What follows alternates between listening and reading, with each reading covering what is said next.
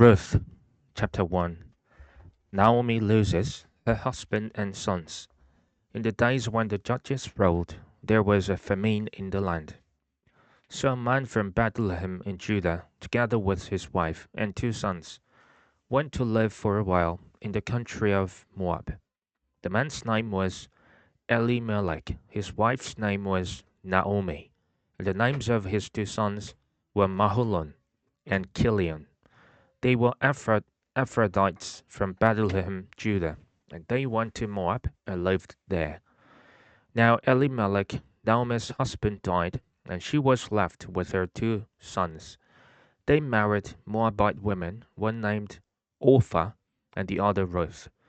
After they had lived there about 10 years, both Mahlon and Kilion also died, and Naomi was left without her 2 sons and her husband.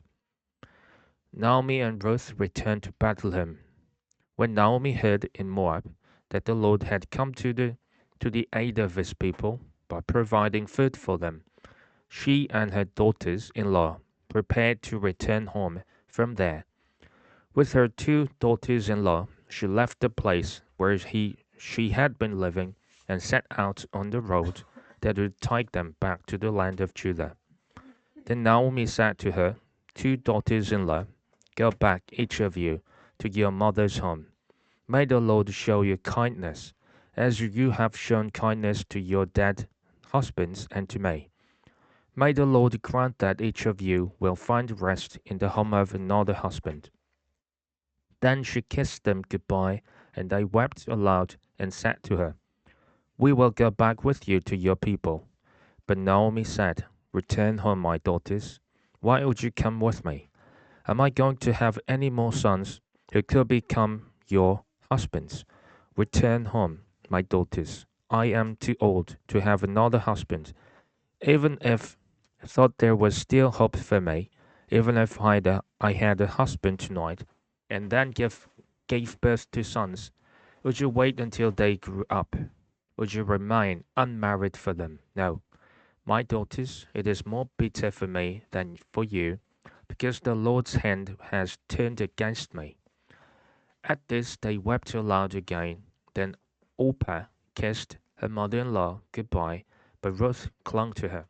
"Look," said Naomi, "your sister-in-law is going back to her people and her gods. Go back with her." But Ruth replied, "Don't urge me to leave you or to turn back from you. Where you go, I will go, and where you stay, I will stay. Your people will be my people, and your gods my gods. Where you die, I will die, and there I'll be buried. May the Lord deal with me, be it ever so severely, if even death separates you and me." When Naomi realized that Ruth was determined to go with her, she stopped urging her. So the 2 women went on until they came to Bethlehem. When they arrived in Bethlehem, the whole town was stirred because of them, and the women exclaimed, "Can this be Naomi?" "Don't call me Naomi," she told them. "Call me Mara, because the Almighty has made my life very bitter. I went away full, but the Lord has brought me back empty. Why call me Naomi? The Lord has afflicted me. The Almighty has brought misfortune upon me." So Naomi returned from Moab, accompanied by Ruth, the Moabite, her daughter-in-law, arriving in Bethlehem as the barley harvest was beginning. Ruth chapter 2. Ruth meets Boaz in the grain field. Now Naomi had a relative on her husband's side, a man of standing from the clan of Elimelech, whose name was Boaz. And Ruth the Moabite said to Naomi, "Let me go to the fields and pick up the leftover grain behind anyone in whose eyes I find favor." Naomi said to her, "Go ahead, my daughter." So she went out, entered the field, and began to glean behind the harvesters. As it turned out, she was working in a field belonging to Boaz, who was from the clan of Elimelech. Just then Boaz arrived from Bethlehem and greeted the harvesters. The Lord be with you. The Lord bless you, they answered. Boaz asked the overseer of his harvesters, who does that young woman belong to? The overseer replied, she is the Moabite who came back from Moab with Naomi. She said, please let me glean and gather among the sheaves behind the harvesters. She came into the field and has remained here from morning till now, except for a short rest in the shelter. So Boaz said to Ruth, my daughter, listen to me. Don't go and glean in another field, and don't go away from here. Stay here with the women who work for me. Watch the field where the men are harvesting, and follow along after the women. I have told the men not to lay a hand on you, and whenever you are thirsty, go and gather drink from the water jars the men have filled. At this, she bowed down with her face to the ground. She asked them, why have I found such favor in your eyes that you notice me, a foreigner?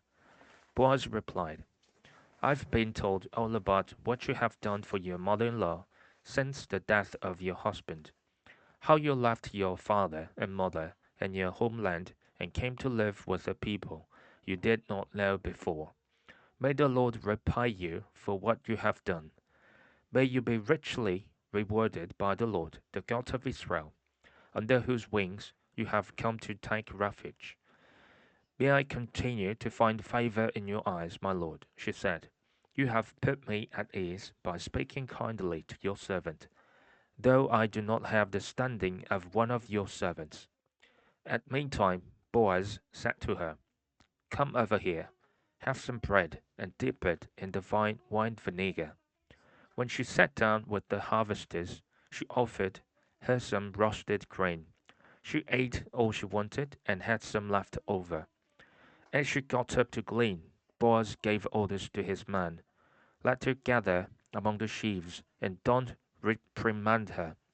Even pull out some stalks for her from the bundles and leave them for her to pick up, and don't rebuke her. So Ruth gleaned in the field until evening.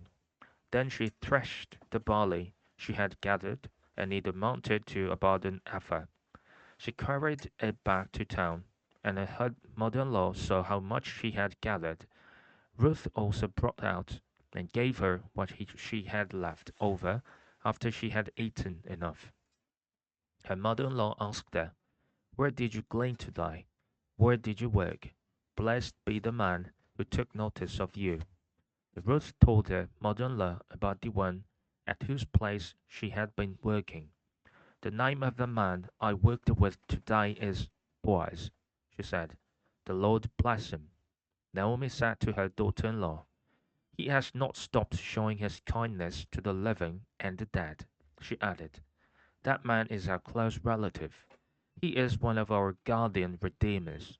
Then Ruth the Moabite said, he even said to me, stay with my workers until they finish harvesting all my grain.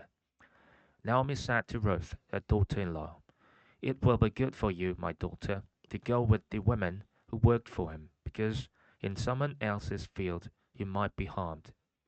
So Ruth stayed close to the women of Boaz to glean until the barley and wheat harvests were finished, and she lived with her mother-in-law. Ruth chapter 3. Ruth and Boaz at the threshing floor. One day Ruth's mother-in-law Naomi said to her, my daughter, I must find a home for you, where you will be well provided for. Now Boaz, with whose women you have worked, is a relative of ours. Tonight he will be winnowing barley on the threshing floor. Wash, put on perfume, and get dressed in your best clothes.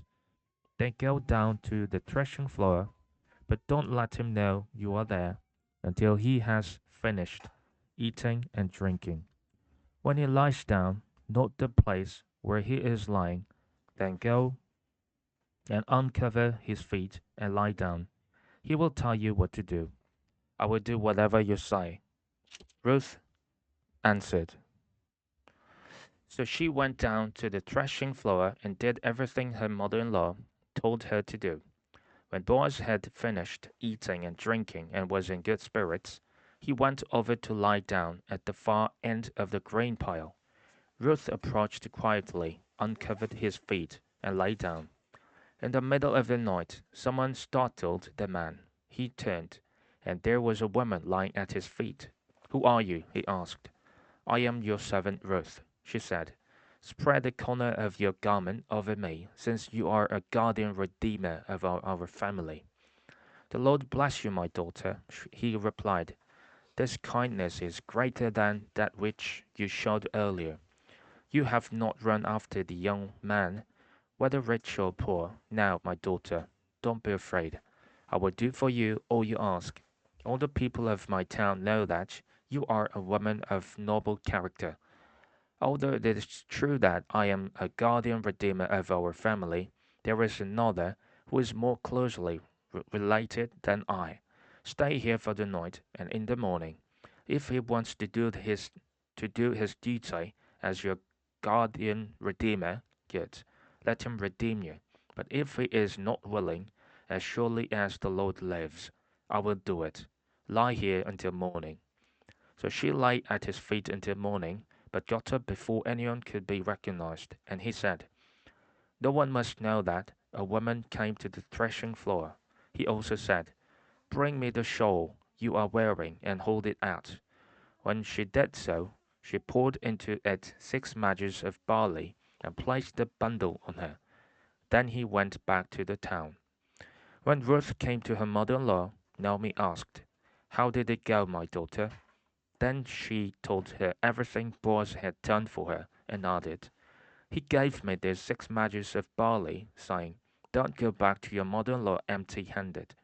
Then Naomi said, "Wait, my daughter, until you find out what happens, for the man will not rest until the matter is settled today."